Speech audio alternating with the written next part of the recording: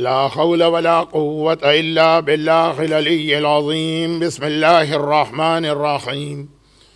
الحمد لله الملك الحق المبين، والصلاة والسلام على سيد المرسلين سيدنا ومولانا أبي القاسم محمد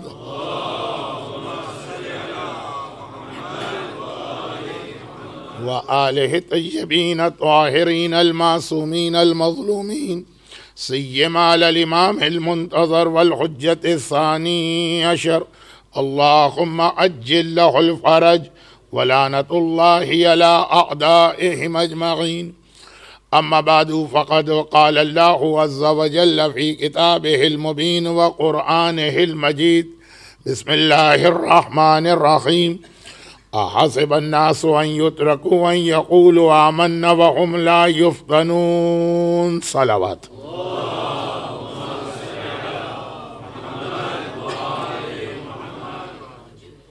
قرآن کریم کی یہ آیت جس کی تلاوت عشرہ زینبیہ 1436 ہجرہ کی پہلی مجلس سے ہو رہی ہے، اور آج اس عشرے کی حد تک آج اس آیت کی تلاوت آخری مرتبہ کی گئی۔ یہ آیت 2014 کے بارے میں نازل نہیں ہوئی، یہ آیت 1436 ہجرہ کے بارے میں نازل نہیں ہوئی، یہ آیت اسلام کے بالکل شروع زمانے میں نازل ہوئی، بلکہ اللہ کے رسول ابھی مدینہ منورہ ہجرت کر کے بھی نہیں گئے ہیں مکے کے اندر، بلکہ مکے میں بھی شیب ابی طالب میں مسلمانوں کے جانے سے پہلے کی آیت، اور اس وقت ایک پیغام دیا جا رہا کہ اے مسلمانوں، اللہ تمہیں ٹیسٹ کرے گا، تمہاری آزمائش کرے گا، تمہارا امتحان لے گا۔ اور یہ کہنے کے بعد پوری ہسٹری بھی بتائی، آدم سے لے کے پیغمبر تک، وَلَقَدْ فَتَنَّ الَّذِينَ مِن قَبْلِهِمْ۔ تو گویا سورہ عنکبوت کی یہ آیت ہر زمانے کے مومن کے لیے یہ پیغام تو بنی کہ جو ایمان تم نے اپنی زبان سے ان یقولو کہا نا قرآن نے، جو ایمان تمہاری زبان پہ آیا ہے تمہیں اسے پروف کرنا، ہر زمانے کے مومن۔ یہ تو آخری زمانہ، آخری زمانہ تو اور زیادہ مشکلات کا زمانہ، پوری ہیومن ہسٹری کا ٹفسٹ زمانہ آخری زمانہ۔ آخری زمانے کے مومن کا امتحان اتنا نہیں ہوگا جتنا پہلے زمانے کے مومن کا ہوا، اس سے زیادہ ہوگا۔ جب یہ آیت سورہ بقرہ کی اس آیت کے ساتھ ملا کے ہم پڑھتے ہیں، جو سورہ بقرہ کی آیت آپ شام غریبہ کی مجلس میں علماء سے سنتے ہیں، وَلَنَبْلُوَنَّكُمْ بِشَيْءٍ مِّنَ الْخَوْفِ وَالْجُوعِ وَنَقْصٍ مِّنَ الْأَمْوَالِ وَالْأَنفُسِ وَالثَّمَرَاتِ۔ تو یہ امتحان بھی جو اللہ نے اس آیت میں بیان کیا کہ جس کے آخر میں کلمہ استرجاع آیا، وَبَشِّرِ الصَّابِرِينَ الَّذِينَ إِذَا أَصَابَتْهُمْ مُصِیبَةٌ قَالُوا إِنَّا لِلَّهِ وَإِنَّا إِلَیْهِ رَاجِعُونَ۔ تو وہ جو 5 امتحان بتائے گئے، ہمارے اور آپ کے حساب سے تو اب کچھ باقی نہیں بچا، سبھی کچھ تو اللہ نے ہمارا امتحان لیا اور ٹیسٹ کیا ہمیں۔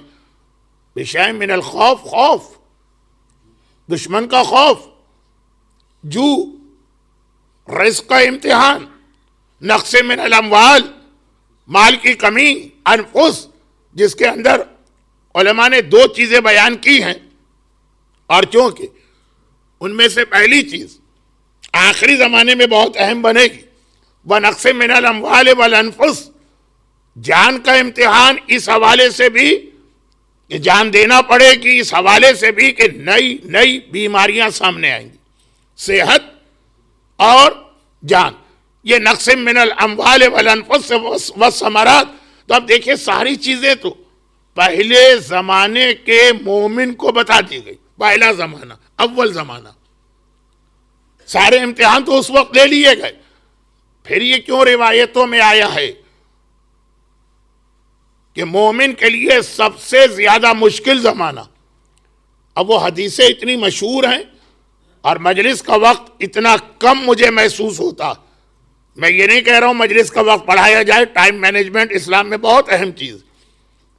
میں صرف یہ اپنا ایکسکیوز کہہ رہا ہوں کہ بعض اوقات کچھ باتیں انکمپلیٹ رہ جاتی ہیں.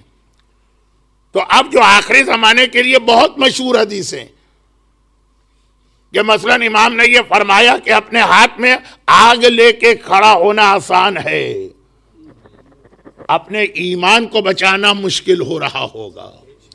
صبح کا مومن شام کو کافر ہو جائے گا، شام کا مومن نیکسٹ مارننگ کافر ہو جائے گا. روزانہ لوگ ایمان میں داخل ہوں گے، ایمان سے باہر نکلیں گے. اور اس کے بعد جو مزید وضاحت آئی کہ مومن اگر کسی آئی لینڈ میں بھی جا کے بیٹھے جائے، کسی پہاڑ کی چوٹی پر، انڈیا اور پاکستان میں ہم ہوتے تو کہتے ماؤنٹ ایوریسٹ، اروشا میں ہوتے تو شاید کلمنجارو کہتے، تو بہرحال کسی پہاڑ کے اوپر بھی جا کے بیٹھے جائے، کسی آئی لینڈ میں بھی چلا جائے، کسی پتھر کے نیچے بھی جا کے چھپ جائے، تو وہاں بھی دشمن پہنچے گا اور اس کو نقصان پہنچائے گا. پہلے زمانے میں بہت آسان تھا کہ اگر جان کو خطرہ ہے شہر سے نکل کے جنگل میں چلے جاؤ. اصحاب کہف خالی اونلی ایگزامپل نہیں ہے، سادات کرام کے پورے خاندان جنگلوں میں گئے اور اسی جنگلوں میں زندگی گزار کے وہی انتقال کیا، کسی کو پتہ بھی نہ چلا کہ باقی زندگی ان کی کہاں گزری. خاص طور پر جب منصور نے بغداد شہر کی وہ وال بنائی اور سید نوجوانوں کا خون، چنانچہ حکم امام سے یہ سادات مدینے کے محلہ بنی ہاشم سے نکلے، خالی مرد، عورتیں وہی محلہ بنی ہاشم ہے. تو غرض یہ کہ جنگل میں گئے جان بچ گئی، آئی لینڈ میں گئے جان بچ گئی. آخری زمانے میں تو یہ بھی نہیں ہوگا. اور امام نے صرف یہ نہیں کہا کہ ہر جگہ تمہاری جان کو خطرہ ہوگا، یہ بھی کہا کہ اگر کسی پتھر کے نیچے جا کے چھپ کے بیٹھ جاؤ گے تو پتھر پکار کے دشمنوں سے کہے گا کہ آؤ، یہاں پہ ایک مومن بیٹھا ہوا. اب آج کی جو ٹیکنالوجی ہے اس کی مدد سے آپ کو معلوم کہ پتھر بولے گا اس سے مراد کیا اور کتنا آسان ہے کسی کو بھی ڈھونڈنا اور تلاش کرنا. اب یہ الگ بات ہے کہ 777 بوئنگ اتنا بڑا جہاز غائب ہو گیا اور دنیا کہتی ہے ہمیں پتہ ہی نہیں چلا کہاں چلا گیا. اور دوسری جانب وہ یہ بھی کہتے ہیں کہ اس دنیا کے اندر اگر کوئی آدمی اپنے بوٹ کا لیس باندھتا ہے وہ ہمیں پتہ چل جاتا ہے کون ہے، کہاں ہے، کدھر. خیر اب یہ موجودہ زمانے کا ایک فتنہ ہے، کوئی مسٹری نہیں ہے، مسٹری بنا دیا گیا ورنہ سمجھدار لوگ جانتے ہیں. خیر تو خلاصہ یہ ہے کہ امتحان، آزمائش، ٹیسٹنگ، ٹرائل، بھوک کے ذریعے، خوف کے ذریعے، مال کے ذریعے، جان کے ذریعے، بیماری کے ذریعے، اولاد کے ذریعے، یہ تو ہر دور میں ہو رہا تھا. یہ آیتیں جو میں تلاوت کر رہا ہوں آپ کو معلوم، یعنی بار بار یہ جملہ کیا کہوں، وقت ہے ہی نہیں، کہ یہ تو پہلے سن بعثت کی آیتیں ہیں، پہلی ہجری کے مسلمانوں کو پیغام دیا. تو جب ہم سے کہا تمہارا ٹرائل اور زیادہ مشکل ہوگا تو آخر وہ کیا. اور اس حوالے سے ہمارا سبجیکٹ یاد رکھیے، دعا اور کرنٹ ٹائم پیریڈ. اب جو لوگ ہمارا سبجیکٹ ڈھونڈ رہے تھے پہلے دن سے، تو ویکینڈ تک تو وہ لوگ آئے بیچارے، ویک ڈیز میں نہیں آ پائیں گے اور اسی میں یہ بات مکمل کرنا پڑے گی مجھے. بہت چھوٹی سی ایک بات کہی جائے لیکن بہت بڑی بات وہ یہ ہے کہ آخری زمانے کا وہ مسئلہ تو ہر ایک کے علم میں ہے. دیکھیے یہ بھی ایک طریقہ ہے دشمن کا، اٹینشن کو ڈائیورٹ کرنا. اب یہ آخری زمانے کے حوالے سے جب بات ہوتی، اگر میرا ٹاپک ہوتا آخری زمانہ تو آپ یہی ایکسپیکٹ کرتے کہ میں کچھ مڈل ایسٹ کے حالات کو سامنے رکھ کے بات کروں گا، اور اگر یہ بات نہ کرتا تو آپ کمپلین کرتے کمیٹی سے کہ جب یہ سبجیکٹ دیا گیا تو اس پہ بات کیوں نہیں ہو رہی. جب آخری زمانے کا عنوان آئے گا تو آپ کے ذہن میں یہ آتا کہ یہ جو اس وقت ٹیررسٹ آرگنائزیشن ہے اور ایک سامنے آتی ہے، ہم کو لگتا ہے کہ یہ ایکسٹریم پر ہیں اس کے بعد دوسرے ان کے بھی ابا جان ہمارے سامنے آ جاتے ہیں، وہ اس سے بھی زیادہ ایکسٹریم پہ چلے جاتے ہیں، اور ہم سمجھتے ہیں کہ اس سے زیادہ ایکسٹریم پر کون جائے گا؟ تیسری آرگنائزیشن اس سے بھی زیادہ ایکسٹریم پہ چلی جاتی ہے۔ اہل بیت کے روزے ڈیمولش کیے گئے، ہم نے کہا کتنے ایکسٹریم پر؟ کہا کہ اب یہ روزہ رسول کو ڈیمولش کرنا، ارے یہ تو ان کے بھی ابا جان نکلے، اور ابھی ہم روزہ رسول کی بات کر رہے ہیں، کہا اب ہمیں خانہ کعبہ کو ڈیمولش کرنا، اور سب کے پاس ایک ہی نعرہ ہے، توحید۔ اہل بیت کے روزے بھی توڑے جا رہے ہیں تو توحید کے نام پر، نعوذ باللہ۔ روزہ رسول کو ڈیمولش کرنے کا منصوبہ بن رہا ہے، وہ بھی توحید کے نام پر۔ خانہ کعبہ کو ڈیمولش کیا جائے گا، کم از کم اناؤنسمنٹ تو کر دیا اس خلیفہ نے، تو وہ بھی توحید کے نام پر۔ ہم سے زیادہ توحید کو کون جانتا؟ بنا لا الہ است حسین، حسین کے چاہنے والوں اور ماننے والوں سے زیادہ توحید کو کون پہچانتا؟ لیکن ہم یہ دیکھ رہے ہیں کہ ہر ایکسٹریم گروپ نہ صرف یہ کہ دوسرے سے زیادہ ایکسٹریم ہوتا ہے، بلکہ عجیب بات یہ کہ وہ آ کر اپنے سے پہلے والے کو بھی کافر قرار دیتا۔ آپس میں ایک دوسرے کو کافر کہہ رہے ہیں، اب کہتے ہیں کہ نہیں، جو مثلا خانہ کعبہ کے اطراف حکومتی نظام ہے، جو نئی آرگنائزیشن ہے، وہ ان کو کافر قرار دیتی ہے نا، اس حکمران کو۔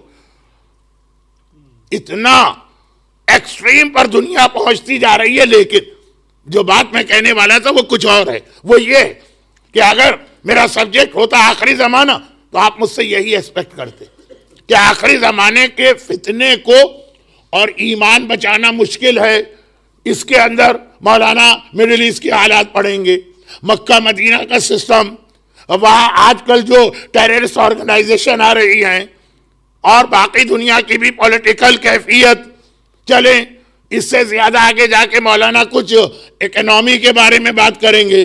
جب پیٹ میں روٹی نہ ہو تو نہ اللہ یاد رہتا ہے، نہ قرآن یاد رہتا ہے۔ قاد الفقر ان یکون کفرا، ایک حدیث یہ ہمارے ہاں کوٹ کی جاتی ہے، اور میرے اعتبار سے یہ غلط ہے، لیکن بہرحال کوٹ کی جاتی ہے کہ اللہ کے رسول نے فرمایا کہ یہ غربت، یہ پیٹ کی مار، یہ رزق کا پورا نہ ہونا آدمی کو کافر بنا دیتا۔ اصل حدیث اس سے بھی زیادہ ہمارے ساتھ ظلم یہ ہوتا ہے کہ ہمیں حدیثیں بھی آدھی سنائی جاتی ہیں، قرآن کی آیتیں بھی آدھی سنائی جاتی ہیں، اور میں اسی پہ آ رہا ہوں کہ اصل آخری زمانے کا اصل فتنہ یہ دو باتیں۔ اصل حدیث تو یہ کہ لولا رحمت ربی علی فقراء امتی قاد الفقر ان یکون کفرا، اگر میرے رب کی خاص رحمت نہ ہوتی میری امت کے فقیروں پر تو یہ غربت انہیں کافر بنا دیتی۔ رحمت رب نے ان کو بچا کے رکھا ہے۔ تو خیر، اب یہ کہ آخری زمانے کے حالات، جب میں وہ دو حدیثیں پڑھتا تھا بہت زیادہ اٹینٹیو ہو کے مجمع سنتا تھا، کیونکہ میں خالی حدیث نہیں پڑھتا تھا، پھر اس کی وضاحت بھی کرتا تھا کہ اللہ کے رسول نے فرمایا کہ آخری زمانے میں 2/3 دنیا مر جائے گی، اس کے بعد میرا بیٹا آئے گا۔ 1/3 قتل و غارت گری کے نتیجے میں، ایسا آپس کے اندر کلنگ اور لوٹنگ اور جنگیں، ہر جگہ جنگ ضروری نہیں ہے، ایسے بھی علاقے ہوں گے کوئی جنگ نہیں، بہت ہی پیسفل ملک ہے، کوئی آدمی اٹھا اس نے دھن دھن دھن دھن فائرنگ کر کے 10 آدمی مار دی، کوئی اسکول میں داخل ہوا 50 بچے مار دی، کوئی ہاسپٹل میں گیا 15 آدمی مار دی۔ تو کہا کہ ہر جگہ یہ قتل و غارت گری چل رہی ہوگی۔ اب یہ تو میڈیا کا کام ہوتا ہے نا کہ کہاں کی خرابی کو بہت زیادہ ہائی لائٹ کرے، کہاں کی خرابی کو بہت ہی معمولی سا بنا کے پیش کرے۔ آخری زمانے کا ایک پرابلم یہ بھی ہوگا کہ آدمی اپنا کان رکھتا ہے لیکن خود نہیں سنتا، جو میڈیا سنا رہا ہے وہی سنتا، اپنی آنکھیں رکھتا ہوگا خود نہیں دیکھے گا، جو میڈیا دکھا رہا ہے وہی دیکھے گا، اپنا دماغ رکھتا ہے خود نہیں سوچے گا، جو میڈیا اس کو سوچنے پہ مجبور کر رہا ہے وہی اس کی تھنکنگ ہوگی۔ یہ بھی آخری زمانے کا ایک پرابلم ہے، لیکن یہ ساری چیزیں لوگ بہت شوق سے سنتے ہیں کہ 1/3 آبادی قتل کے نتیجے میں ماری جائے گی، 1/3 بھوک اور بیماری کے نتیجے میں مریں گے، اور یہ بھی ہم دیکھ رہے ہیں کہ ہر تھوڑے عرصے کے بعد ایک نئی بیماری آ جاتی، ابھی اس کا علاج نہیں ہوا یا بڑی مشکل سے ہوا، ایک دوسری بیماری آ گئی. جیسے ہمارے یہاں مڈل ایسٹ میں ایک ٹیررسٹ آرگنائزیشن ابھی سمجھنے بھی نہ پائی کہ اس سے بڑی ٹیررسٹ آرگنائزیشن آ گئی. باقی دنیا میں یہی حال وائرسز کا ہوگا. ابھی اس سے نکلے تو وہ، اس سے نکلے تو وہ، اس سے نکلے تو وہ، کریڈٹ کرنچ چلتے رہیں گے. تو اب یہ ہے کہ اتنا بڑھے گا یہ مسئلہ کہ 1/3 1/3 دنیا اور مرے گی.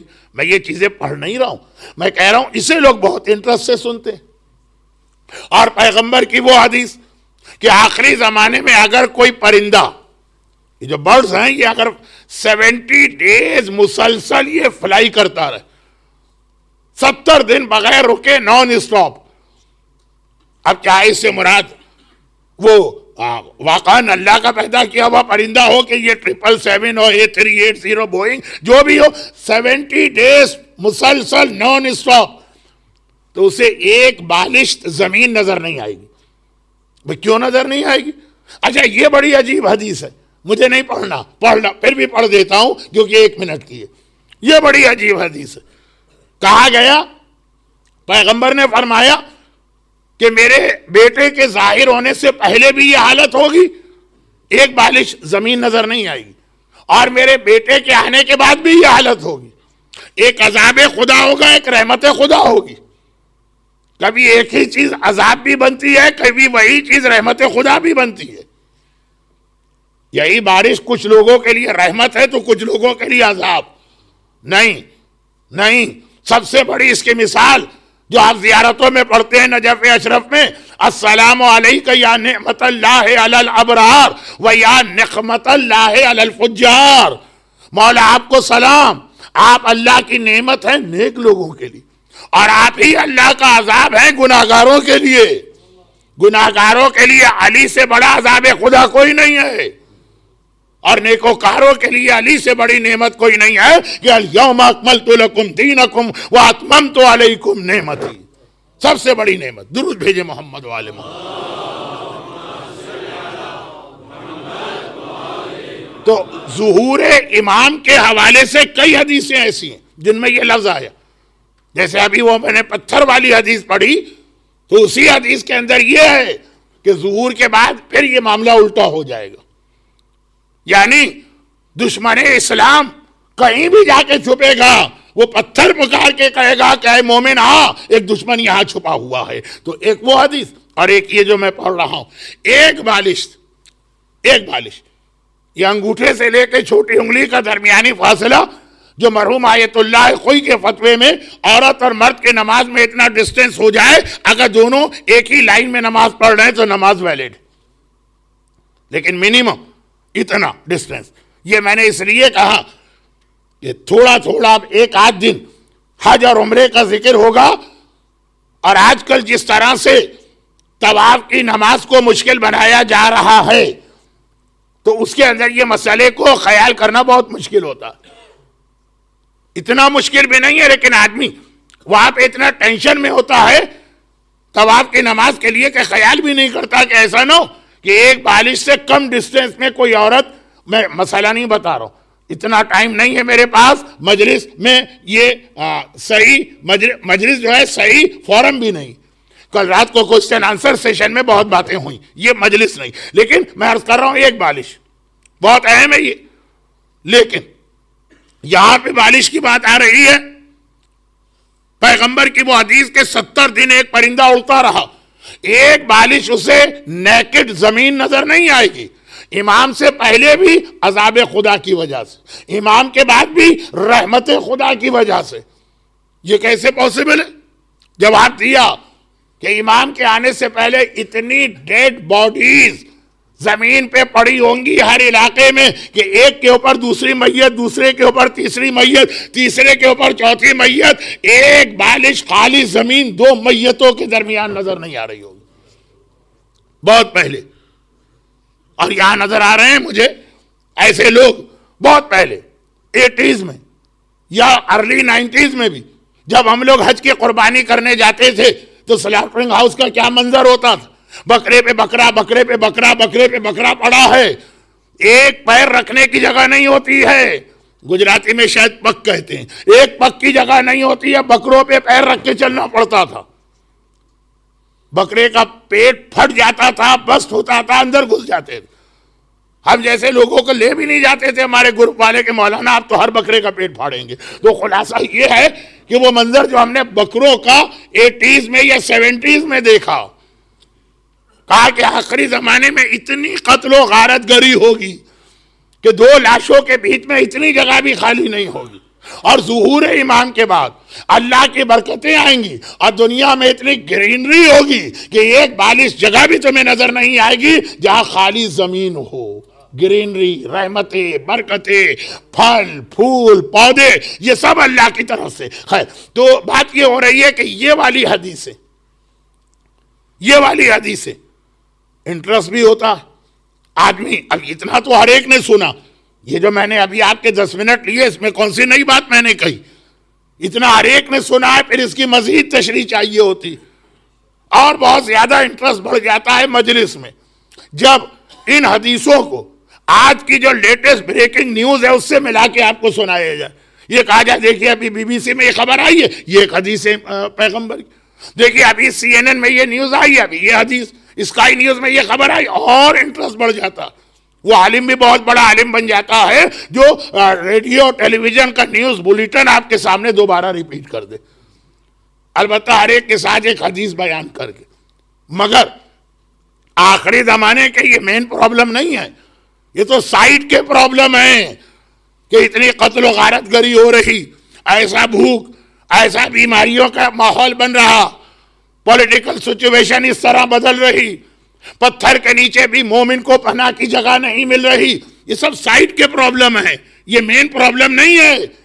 بلکہ اگر میں یہ کہوں کہ مین پرابلم سے ہماری اٹینشن ہٹانے کے لیے یہ چیزیں پیدا کی گئیں. جیسے آج کل معاویہ کی پولیٹکس کا ایک اور حصہ بہت اہم بنا دیا گیا, دعا اور موجودہ زمانہ. میرا ٹاپک یاد رکھیے گا, میں بار بار یاد دلا رہا ہوں اس سے پہلے کہ آپ کمپلین کریں کہ مولانا آپ آج کی مجلس کس ٹاپک پہ پڑھی گئی, دعا اور موجودہ زمانہ. جیسے معاویہ کی پولیٹکس کا ایک بہت اہم حصہ تھا جو آج خاص طور پر ویسٹرن ورلڈ میں استعمال ہو رہا. ہمارے یہاں اتنی قتل و غارت گری ہو رہی ہے کراچی میں, کیا شہادتیں بند ہو گئیں؟ مسئلہ یہی ہوا ہے کہ اب مومن, دنیا بھر کے مومن جہاں شہادتیں نہیں ہوتی ہیں ان علاقے کے, وہ کہتے ہیں کہ مولانا اگر 2 یا 3 آدمی مارے گئے تو اس کی کیا خبر دیں, کیا فاتحہ پڑھیں, اب تو اناؤنسمنٹ بھی نہیں ہوتا. ہاں کوئی 50 60 100 آدمی اگر مرے تو بتائیے کہ ہاں یہ کوئی آج ٹریجڈی ہوئی. 2 4 6 کی موت کو تو مومن بھی قابل توجہ نہیں سمجھتا, اگنور کر جاتا کہ کہاں تک فاتحہ پڑھے جائے. خالی فاتحہ پڑھنا, اس میں لوگ کہتے ہیں کہاں تک پڑھے جائیں, کچھ اور تو ہیلپ کر ہی نہیں پا رہے ہیں. تو خیر مسئلہ یہ ہے کہ شہادتیں ابھی بھی ہو رہی ہیں, اور اب تو بڑے کیلکولیٹڈ پیمانے پہ شہادتیں ہو رہی, بہت پلاننگ کے ساتھ شہادتیں ہو رہی, اور سارا اسلامی دنیا. لیکن جہاں یہ نہیں ہے, اب ہمارے یہاں ہم انوالو ہو گئے ان شہادتوں میں, تو ہماری توجہ دوسری چیزوں سے ہٹ گئی ہے. یہی دشمن چاہتا کہ اصل اٹیک تو کہیں اور سے ہو رہا, اور جہاں پہ ایسا ماحول نہیں ہے, آپ کے گھر محفوظ, آپ کے بچے محفوظ, آپ کی فیملی محفوظ, تو وہاں پہ ایک طریقہ جو معاویہ کی پولیٹکس تھی, اسپورٹس کے اندر لوگوں کو انوالو کر دو.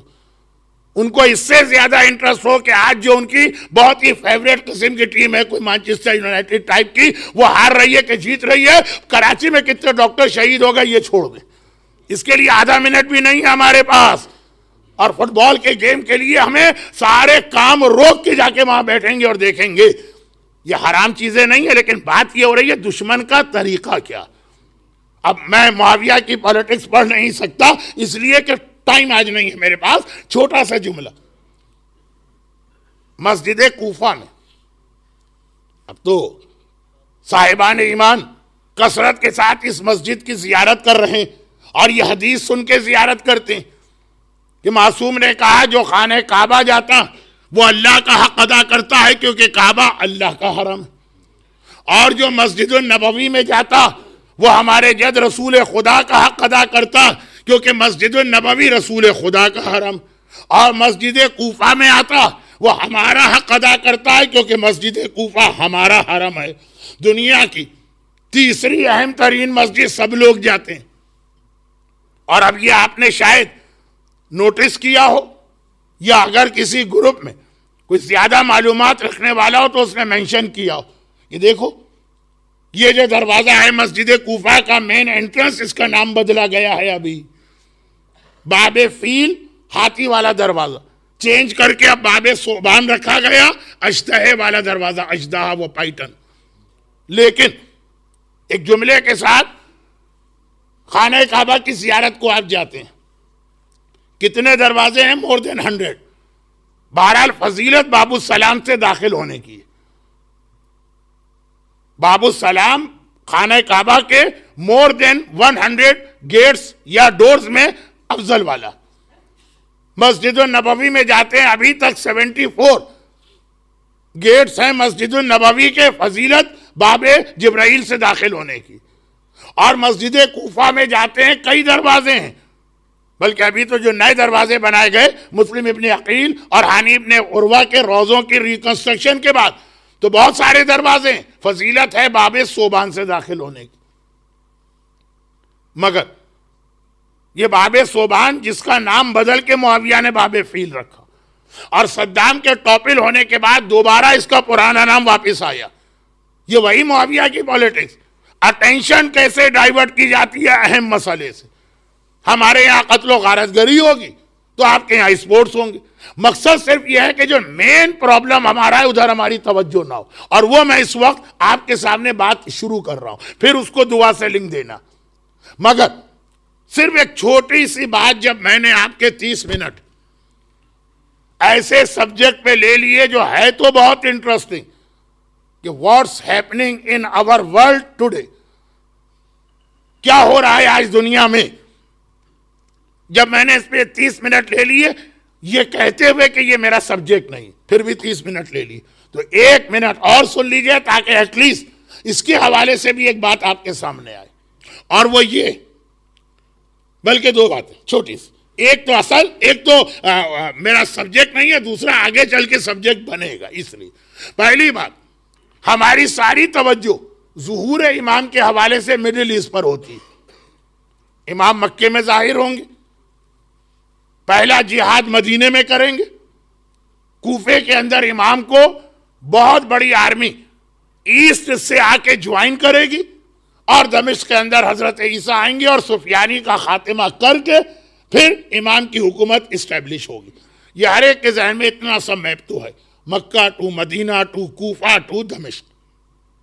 مگر جسٹ بیفور ظہور کے بعد نہیں، ظہور سے پہلے جو سب سے امپورٹنٹ ریجن ہوگا اور جہاں کے حالات کا بہت ہی گہرا تعلق ہے ظہور امام سے، وہ ہے یمن، جو بالکل ہمارے اعتبار سے ایک سائڈ کا علاقہ۔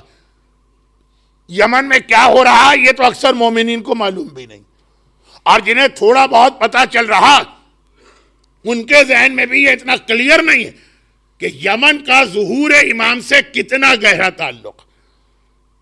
بہت ہی مختصر ایک بات میں عرض کروں، یمن وہ علاقہ ہے جو ہمیشہ سے محبان اہل بیت کا مرکز رہا تھا۔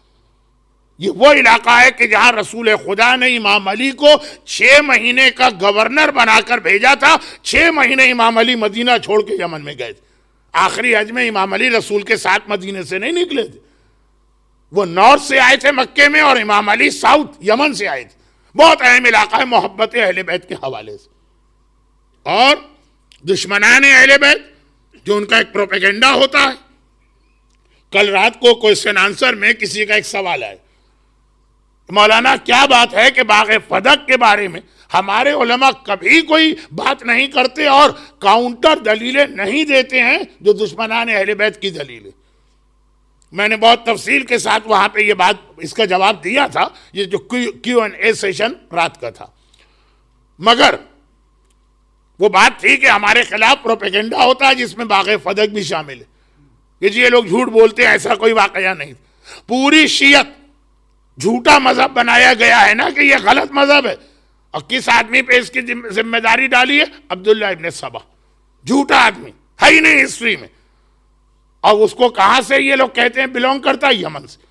یمن دشمنان اہل بیت کے سینے میں کانٹے کی طرح چبھتا رہتا. بہت زیادہ مشکل میں شاید لفظ استعمال کر گیا، لیکن بہت اہم علاقہ، اور خاص طور پر ظہور امام سے اس علاقے کا، اس ریجن کا اتنا گہرا تعلق ہے کہ ہمارے بزرگ علماء کے حالات میں ایک جملہ لکھا ہوتا تھا کہ وہ آخری زمانے میں، بلکہ اس سے بھی پہلے، یعنی آخری زمانے سے مراد اپنی عمر کے لیٹر اسٹیجز، یمن میں ہجرت کر کے جاتے تھے اور وہاں رہا کرتے تھے.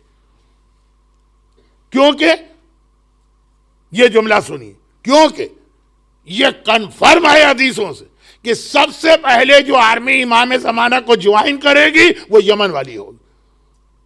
یہ سید حسنی یا ایران والے یہ تو کوفے میں آ کے امام کو جوائن کریں گے. جب امام مکے سے مدینے کا جہاد کر لیں گے، مدینے سے کوفے کا جہاد کریں گے، تب یہ لوگ آئیں گے. ہر ایک کا رول اہم ہے، لیکن بات کہہ رہا ہوں کہ یمن پہلی آرمی.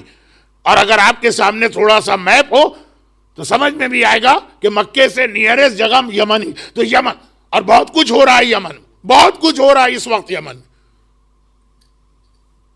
البتہ میں یہ نہیں کہتا کہ اس کا امام زمانہ سے کوئی تعلق ہے، اس لیے کہ سوائے اللہ کے کوئی نہیں جانتا کہ آخری زمانہ کب آئے گا. ہم خالی گیس کر سکتے ہیں. حدیثوں میں تو یہاں تک ہے کہ جب مولا سے پوچھا گیا کہ مولا کیا زمانے کے امام کو بھی معلوم ہوگا کہ میرا ظہور کب ہے؟ کہا ان کو بھی نہیں معلوم ہوگا. تو کیسے پتا چلے گا؟ کہا ذوالفقار جو ان کے پاس ہے وہ بولے گی کہ اے حجت خدا میرے ہاتھ میں لینے اور جہاد کا وقت آ گیا. تو اب وہ تو خیر ایک بہت الگ سبجیکٹ شروع ہو جائے گا. تو آخری زمانہ کب ہے یہ کسی کو نہیں معلوم. مگر یمن میں بہت کچھ ایسا ہو رہا ہے جس کی جانب سے ہماری توجہ بالکل ہٹی ہوئی. اچھا، جیسا کہ میں نے کہا کہ یہ ہمارا سبجیکٹ بھی نہیں ہے، مجھے اس سے زیادہ انٹرسٹ بھی نہیں کہ پولیٹیکل سچویشن کیا بن رہی، کیونکہ جب آپ پولیٹیکل سچویشن کو ہائی لائٹ کریں فوراً ذہن میں آتا ہے پھر تو یہ آخری زمانہ، اور یہی خیال غلط، اور یہی خیال نہیں آنا چاہیے. تو میں تو آج کل ادھر جاتا ہی نہیں. مگر جن لوگوں کو تھوڑا انٹرسٹ ہے وہ یمن کو اگنور نہ کرے یا اوور لک نہ کرے. یہ تو ہو گئی ایک بات. اصل بات جو میں کہہ رہا تھا وہ یہ ہے کہ آخری زمانے کے حوالے سے جو اصل فتنہ ہے اور جو اصل مومن کا امتحان ہے،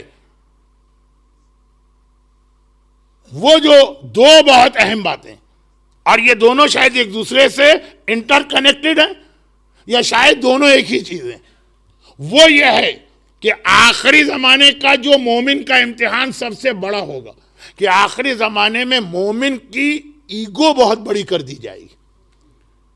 ہر ایک اپنے آپ کو اپنے علاقے کا خدا سمجھ رہا ہوگا.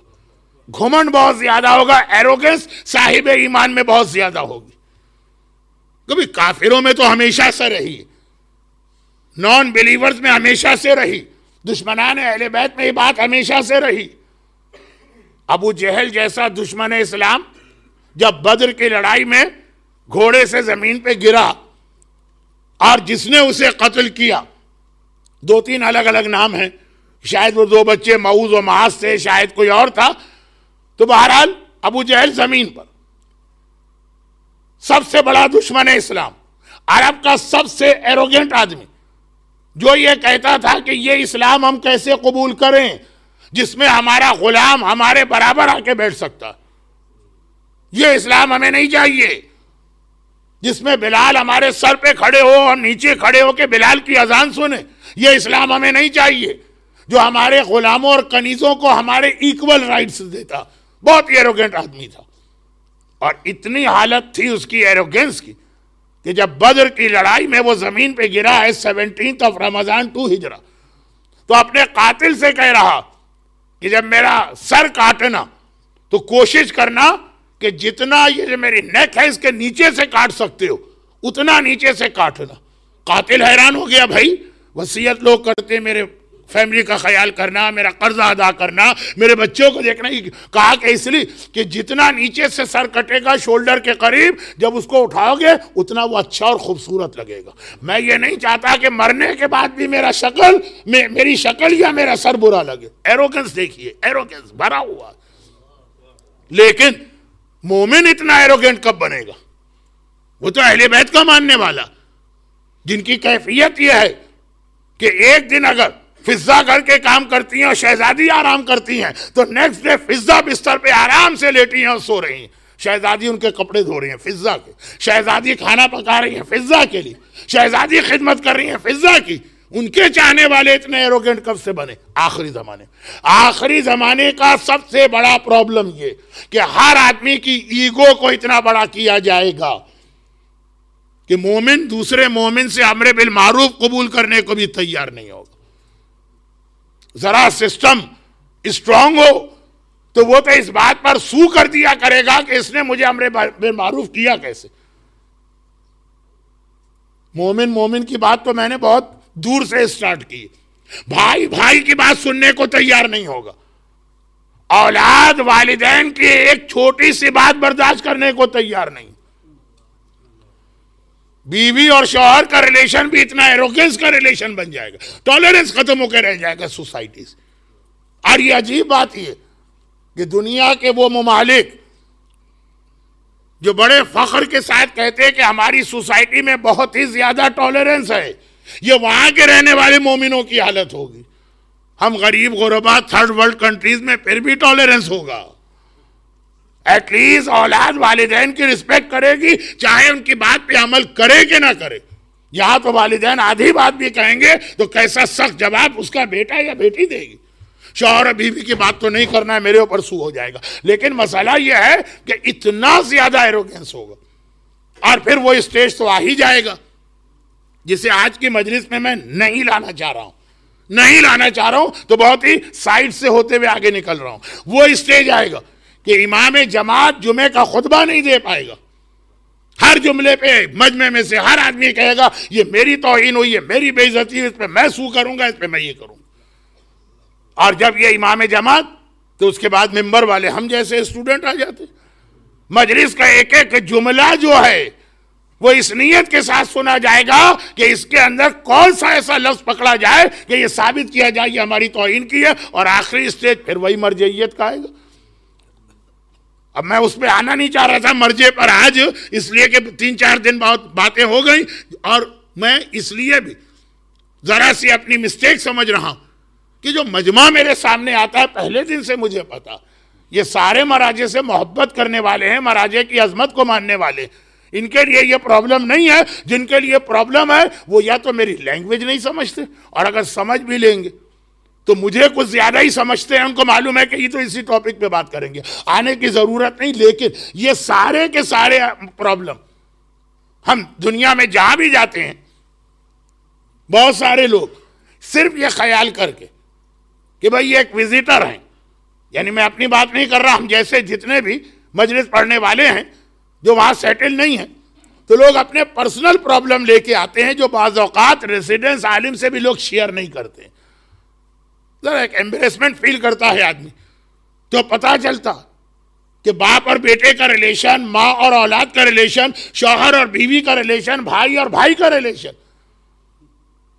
اور پھر کمیونٹی اور عالم کا ریلیشن، پھر مقلد اور مرجع کا ریلیشن. اور یہ سارا پرابلم آ رہا ہے وہی ایروگنس جو ایگو بڑے ہونے کی وجہ سے.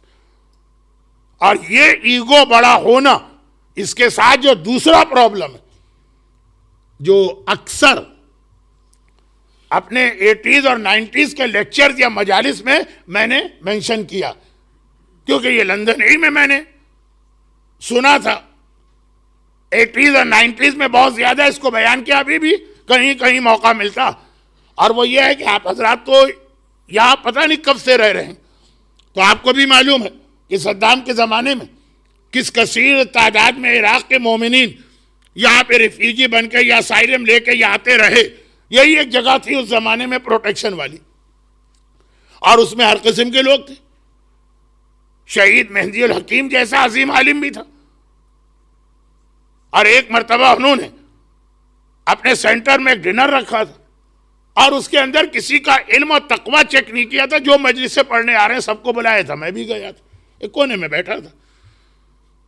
تو کتنے ہی ایسے لوگ ہیں جو شروع میں صدام کے سسٹم میں صدام کے ساتھ تھے, پھر بعد میں جیسے جیسے ٹائم گزرا اس کو بھی اللہ نے کوارٹر آف اے سینچری 25 سال سے زیادہ اقتدار دیا. اور الملک حقیم, ہمیشہ سے جس کو پاور ملتی ہے طریقہ یہ ہے کہ جس کے ہاتھ میں پاور آ جائے اس کا پھر کسی سے کوئی رشتہ نہیں رہتا, ہر ایک کو یوز کرتا ہے, ٹیشو کی طرح یوز کرنے کے بعد پھینک دیتا. جب داماد تک کے ساتھ اس کا اتنا بڑا اختلاف ہوا تو خلاصہ یہ ہے کہ وہ لوگ جو پہلے اس کے قریب تھے دور ہو گئے. اب ان میں جو سمجھدار تھے انہوں نے جج کر لی کہ اگر کچھ اور سے اور رہے تو ہم بھی مارے جائیں گے, اگر کہ ہم آج اس کا رائٹ ہینڈ ہیں. وہ نکل آتے. ان میں سے کچھ لوگ اس دعوت میں مجھے ملے, اور یہ بہت میرے خیال میں یہ لیٹ 90s کی بات, لیٹ 70s کی بات, یہ بہت ہی ارلی 80s. تو ایک سوال جو ہمیشہ سے ہمارے ذہن میں تھا, اب اس وقت میڈیا بھی اتنا اسٹرانگ نہیں تھا اور کمیونیکیشن بھی اتنا نہیں ہوتا تھا. اب آج کل تو ہمارا بچہ یہاں بیٹھے بیٹھے گوگل کے سرچ انجن میں ہر چیز ڈھونڈ سکتا ہے. میں نے یہ پوچھا کہ عراق میں میجورٹی جو ہے وہ شیعوں کی, اور آج اس کی وجہ سے کتنا دشمنان اہل بیت تڑپ رہے ہیں. اور ایک جملہ جو دشمنان اہل بیت کی زبان پہ آج کل آتا کہ نان عرب ملک, آج عرب دنیا میں اس طرح انٹر ہو گئے. سیریا میں اس کی بات چلے, لبنان میں اس کی بات چلے, عراق میں اس کی بات چلے, یمن میں اس کی بات چلے, یہ پکے پکے عرب علاقے. خیر یہ جملہ جو ہے نا بہت بڑا جملہ, بیان کرنے کا وقت بھی نہیں ہے اور شاید یہ صحیح فورم بھی نہیں ہے. ممبر پہ یہ اتنا اوپنلی یہ باتیں نہیں آنی چاہیے. خلاصہ یہ ہے کہ میجورٹی شیعوں کی, اور اس کے بعد پھر صدام اتنا اسٹرانگ کیسے ہو گئے, اتنے مظالم کی. شہید باقر صدر کی شہادت اسی وقت ہوئی تھی, تو اس کا مطلب یہ ارلی 80s کی بات. تو انہوں نے ایک چیز بتائی اور کہا کہ اس وقت جو مراجع نے فتویٰ دیا تھا اس کو مس انٹرپریٹ کیا خود صدام نے بھی, اور ہمارے مومنین تو ہر وہ بات پہ یقین کر لیتے ہیں جو میڈیا سے ان کو دی جائے. لوگوں نے بھی یقین کر لیا. فتویٰ کیا تھا کہ یہ جو اسکول عراق کی گورنمنٹ نے بنا ہے اس میں اپنے بچوں کو تعلیم دلانا جائز نہیں. اچھا پہلے سے ایک کنسپٹ ہم کو دیا گیا ہے کہ مراجع انگلش پڑھنے کو حرام کہتے ہیں, مراجع سیکولر ایجوکیشن کو حرام کہتے ہیں. وہ بالکل غلط ہے. وہ دوسرے اسکول آف تھاٹ کے علماء تھے اور ابھی بھی ہیں. ہمارے ہاں کبھی ایسی بات نہیں ہوئی, لیکن لوگوں کے ذہن میں آپ جو پوائزن ڈال دیں وہ اسے قبول کر لیں گے. تو اس وقت کے اعتبار سے اس فتوے کو مس انٹرپریٹ کیا گیا کہ دیکھیں یہ نجف اور کربلا میں بیٹھنے والے مولوی جن کا زیادہ سے زیادہ ویژن اتنا ہے کہ گھر سے مسجد آ گئے, مسجد سے گھر چلے گئے بس, اور وہ آ کے اتنی بڑی بڑی بات کر رہے ہیں ہمارے بچے ایجوکیشن حاصل نہ کریں. یہ کس نے کہا تھا؟ لیکن مسئلے کو مس انٹرپریٹ کرنے میں صرف ایک لفظ چینج کرنا پڑتا. تو اس نے بتایا کہ یہ ہماری سمجھ میں آج آیا, اس وقت تو ہم بھی نہیں سمجھ رہے تھے, اور یہی کہہ رہے تھے کہ ہمارے مراجع ہمیں دنیا سے پیچھے رکھنا چاہتے ہیں. دنیا آگے جا رہی ہے, یہ بیکورڈ میں جا رہے ہیں. دنیا مریخ پہ پہنچ رہی ہے, یہ کنویں میں گھستے چلے جا رہے ہیں, اترتے چلے جا رہے ہیں. وہی سارے جملے جو ہر دفعہ ریپیٹ ہوتے ہیں. کہا کہ میں ان اسکولوں کا پروڈکٹ ہوں. یہ جو ایک سوال ہے کہ آخر شیعہ جس ملک میں میجورٹی میں ہوں وہاں پہ اس طرح سے صدام آ کے اتنا اسٹرانگ کیسے ہوا؟ کہا کہ اس نے کہا میں چھوٹی سی بات بتاتا ہوں, پوری زندگی کے حالات تو کیا بتاؤں. یہ ہے آج کا سیکنڈ پرابلم. اب صدام کے اسکولوں کی ضرورت نہیں, ساری دنیا میں یہ سسٹم بنایا گیا.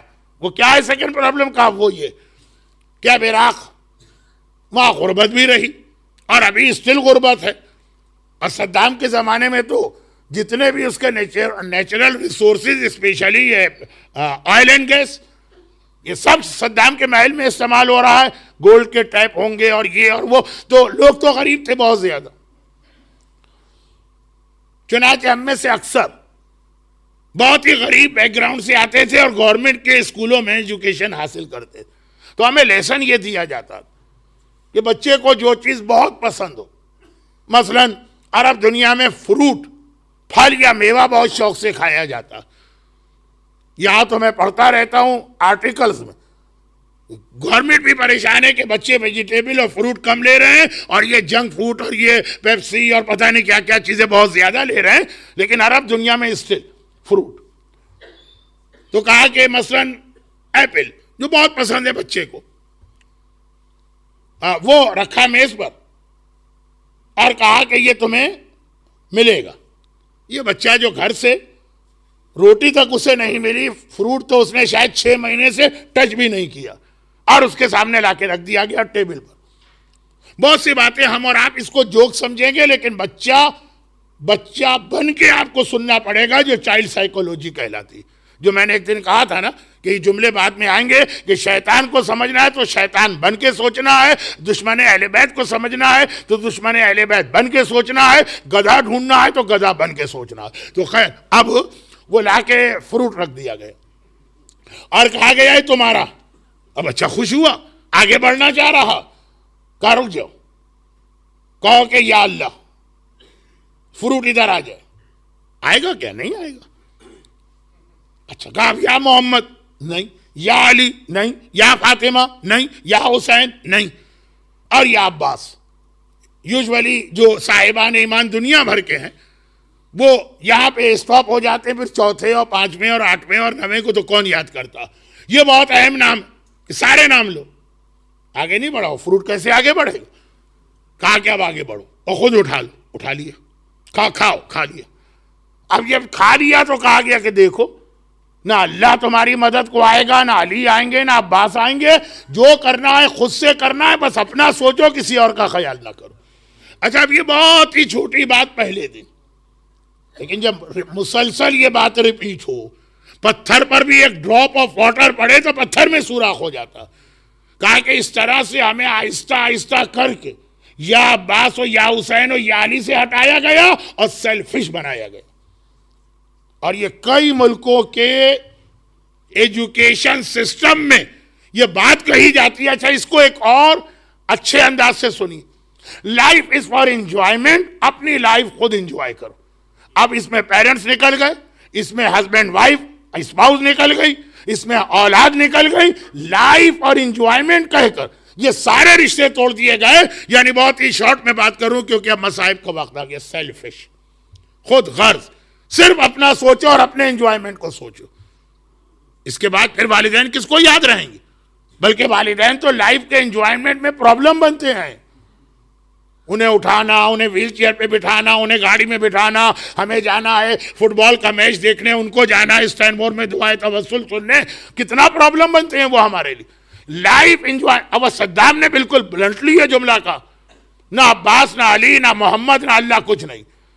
وہی تمہیں ملے گا جو تم خود اپنے لیے حاصل کرو اور کسی کا خیال نہ کرنا. یہ دو جو پرابلم ہے، ایگو، ہر آدمی اتنا ایروگنٹ، اور دوسرا سیلفش. دعا اس کا بہترین توڑ. دعا میں سکھایا ہی یہ جاتا ہے کہ اتنا ہمبل ہونا ہے، اللہ کے سامنے اپنے آپ کو اتنا ڈیگریڈ کرنا ہے، اتنا زیادہ اپنے آپ کو چھوٹا بنانا ہے. ایگو پرابلم کا سب سے بڑا سلوشن اگر آدمی دعا سمجھ کے پڑھے کہ میں کیا کہہ رہا ہوں. اور صحیفہ کاملہ دیکھ ڈالیے کتنا مومن کو، انسان کو اللہ کے سامنے ڈیگریڈ کیا گیا ہے، تب جا کے اس کا یہ ایگو پرابلم ختم ہوگا. یہ دعا موجودہ زمانے کے سب سے بڑے پرابلم. عراق میں کیا ہو رہا ہے اور کعبہ میں کیا ہو رہا ہے اور پاکستان میں کیا ہو رہا ہے، وہ مسئلوں سے زیادہ بڑا یہ پرابلم. اور اس کو میں مزید کل بتاؤں گا کیونکہ وقت اتنا آج نہیں رہا. اور اگر آپ جا کے دیکھیے تو یزید آپ کو اور یزید کے جتنے ساتھی ہیں سب اسی ایروگنس سے بھرے ہوئے نظر آئیں گے. وہاں کا بھی سب سے بڑا مسئلہ ان کا ایروگنس تھا. زینب کبریٰ کہتی رہی کہ اے پسر سعد، تیرے سامنے محمد کا نواسا ذبح کیا جا رہا ہے، تو خاموش کھڑا. خالی خاموش نہیں کھڑا ہے، کتنی بے حیائی سے مسکرا رہا. لیکن میں کہتا ہوں پیٹ پر ایروگنس کو پہنچا دیا شمر کے ایک جملے نے. بہت ساری چیزیں ہوتی ہیں بہت سارے طریقے ہوتے ہیں. دیر آر سرٹن ویز کہ آپ کو اپنا آرڈر آگے اگر پاس آن کرنا. مگر ذرا شمر کا جملہ سنی. یہ ایسا نہیں لگ رہا ہے کہ وہ اپنے آرڈر پہ عمل کرانا چاہتا ہے, یہ بتا رہا ہے کہ کتنا ایروگنس ہے اس کے اندر. عشرہ زینبیہ کی پہلی مجلس, خطبے کے فوراً بعد جو جملہ میں نے کہا تھا کہ آخری رخصت کے وقت حسین نے زینب سے ایک دعا کی ریکویسٹ کی اور ایک بد دعا نہ کرنے کی. اے بہن, نماز شب میں مجھ کو یاد رکھنا. اور دیکھو کتنا ہی ٹف ٹائم آ جائے کبھی بد دعا نہ کرنا. زینب نے بھائی کے دونوں ریکویسٹ کس طرح مانی کہ زندان شام میں بھی پہنچ گئی تو نماز شب کبھی چھوڑی نہیں تھی. آقا سجاد کا جملہ کہ جب رات کے وقت بھی کبھی قافلہ چلایا گیا تو بیبیاں بندھے ہوئے ہاتھوں سے اونٹ پر بیٹھی ہیں اور نماز شب پڑھ رہی ہیں. اور بد دعا کا مرحلہ بھی آپ نے دیکھا. حسین نے جو بات کہی, زینب نے اس کے بعد کتنے مشکل امتحان دیکھے. اپنی چادر چھنی, سجاد کی کمر پہ کوڑے پڑے, سکینہ کے رخسار پہ تماچے لگے, بھائی کا لاشا پامال ہوا ہے, خیمے جلے ہیں, بے محمل و عماری کی سواریوں پر بٹھایا گیا, بازوؤں میں رسی باندھی گئی. ایک بار بھی علی کی بیٹی نے بد دعا کے لیے کچھ کہا نہیں. ہاں, ایک منزل ایسی آئی کہ زینب کو اپنی ماں فاطمہ یاد آ گئی. ایک بار ماں فاطمہ نے مدینے میں بد دعا کے لیے ہاتھ اٹھائے تھے, زینب کو ماں یاد آ گئی. کب؟ جب یہ قافلہ کوفے کے قریب پہنچا. کوفہ پرانے زمانے کے ہر سٹی کی طرح چاروں طرف سٹی وال ہے, جگہ جگہ اس کے اندر انٹرنس کے گیٹ. 2 گیٹ بہت قریب تھے. مگر شمر, یہ امام علی کے زمانے میں اس کوفے میں رہ چکا, اس نے ایک بار اہل بیت کے قافلے کو اس گیٹ سے انٹر کرنا چاہا جس سے امام علی اپنی فیملی کو کوفے میں لایا کرتے تھے. زینب کی نگاہ اس دروازے پہ پڑی. زینب کو بابا یاد آ گئے. میرا بابا جب مدینے سے مجھے لے کے آتا تھا, اور علی کو پتا ہے کہ میں زینب جیسی بیٹی کو لا رہا ہوں, زینب. لیکن پھر بھی امام علی کے غیرت. پہنچ گئے, کہا ٹھہر جاؤ, ابھی ہم لوگ یہیں اس شہر کے باہر اسٹے کریں گے. گھر نظر آ جائے تو مسافر کا دل چاہتا ہے جلدی چلا جائے. زینب نے کہا بابا کیوں؟ کہا ابھی دن کا وقت ہے, کوفے کی گلیوں میں لوگ چل رہے ہیں, علی کی غیرت برداشت نہیں کر سکتی کہ اس وقت لوگوں کے درمیان سے اپنی بیٹیوں کو لے کے جائے. یہ زینب کتنے حجاب کے ساتھ ہوگی, مگر کہا کہ پھر بھی علی کی غیرت. رات ہو گئی, مغرب کی نماز. بابا اب تو اندھیرا چھا گیا. کہا کہ نہیں, ابھی بھی لوگ گلیوں میں ہیں اور انتظار کرو. آدھی رات کے قریب علی زینب کو لے کے کوفے میں انٹر ہوئے اور بار بار کہہ رہے ہیں زینب بیٹی چادر اچھی طرح سے اوڑھی ہے نا, نقاب تو صحیح طریقے سے بندھا ہے نا, ایسا نہ ہو کہ ہوا چلے. زینب جیسی بیٹی کو علی, یہ باپ کی غیرت کہہ رہی ہے کہ بار بار نصیحت کر رہے. زینب نے دروازہ دیکھا, زینب کو بابا یاد آ گیا. یہی دروازہ تو تھا جس سے میرے بابا میرے حجاب کا کتنا خیال کرتے ہوئے مجھے لے جاتا تھا. ایک مرتبہ کہا شمر شمر ہمیں کسی اور دروازے سے لے جا. ارے قریب میں ہی دوسرا دروازہ ہے, وہاں سے لے جا. شمر کو نہیں لے جانا تھا, بہت طریقے تھے. اتنا کہہ سکتا تھا کہ زینب ہم نے سارا انتظام یہاں پہ کیا ہے, اب ارینجمنٹ چینج نہیں ہو سکتے. کیا کہا, ذرا ایروگنس دیکھیے. شمر کہتا اے زینب کیا آج بھی اپنے آپ کو شہزادی سمجھ رہی ہو؟ ہماری قیدی ہو, ہم آرڈر دیں گے تمہیں ہمارا آرڈر ماننا پڑے گا. علی کی غیرت مند بیٹی کو ایک مرتبہ جلال آ گیا. ہاتھوں کو جوڑا, چاروں طرف بیویوں کو دیکھا. اے سیدانیوں اور بیویوں, یہ مجھے مجبور سمجھ رہا ہے. ابھی میں اس کو دکھاتی ہوں زینب کی طاقت کیا ہے. میں بد دعا کرتی ہوں تو سب مل کے آمین کہنا. یہ کہہ کے زینب نے آسمان کو دیکھنا چاہا, مگر آسمان سے پہلے نوکے نیزہ پر بوڑھے بھائی کا کٹا سر نظر آ گیا. دیکھا حسین کی آنکھوں سے آنسو جاری. گھبرا گئی زینب. بھیا تو کسی مصیبت میں نہیں رویا, اس وقت کیا یاد آ رہا؟ عباس یاد آ رہے, اکبر یاد آ رہا, اصغر یاد آ رہا. کٹے ہوئے سر سے آواز آئی, زینب مجھے اپنا مشن اور مقصد یاد آ رہا جس پر میں نے سب کو قربان کیا. بد دعا نہ کرنا, جس طرح شمر کہتا ہے اسی طرح آگے بڑھ جا. بس ایک بار ایک بار زینب نے ہاتھ نیچے کیے، بیویوں کو دیکھا، اے رقیہ، اے کلثوم، اے سکینہ، اے لیلا، اے رباب، میں بد دعا نہیں کرتی ہوں، میرا بھائی منع کر رہا، مگر ہاں انٹر ہوتے ہوتے مڑ کے نجف کو دیکھا، آواز دی بابا یا علی مدد، اپنی زینب کی مدد کو آئیے، دن کی روشنی میں نامحرموں کے درمیان بے مقنع و چادر کے جانا پڑ رہا۔ اجرکم اللہ، پروردگارہ شریکت الحسین، عقیلہ بنی ہاشم، ام المصائب، زینب کبریٰ کے ان مصائب کا واسطہ جو صاحبان ایمان اور مومنات آج کی مجلس میں، ان کو، ان کے گھروں کو، ان کے گھر والوں کو، ان کی روزی کے ذرائع کو، ان کی اولادوں کو ہر پریشانی اور مصیبت سے محفوظ فرما، ان کے گریے کا واسطہ ان کی ساری حاجتیں قبول فرما، دنیا بھر کے صاحبان ایمان کی حفاظت فرما۔ خداوندہ خاص طور پر ہمارے محترم زائرین کرام جو کربلا گئے ہیں، خیر و عافیت سے زیارت مکمل کر کے اپنے اپنے گھروں تک آنے کی توفیق عطا فرما۔ ہمارے تمام مرحومین، خصوصاً جن مرحوم کا انتقال حال میں ہوا، اعلی علیین میں اہل بیت سے ملق فرما، بیماروں کو شفاء کاملہ عطا فرما، ظہور امام زمانہ میں تعجیل فرما۔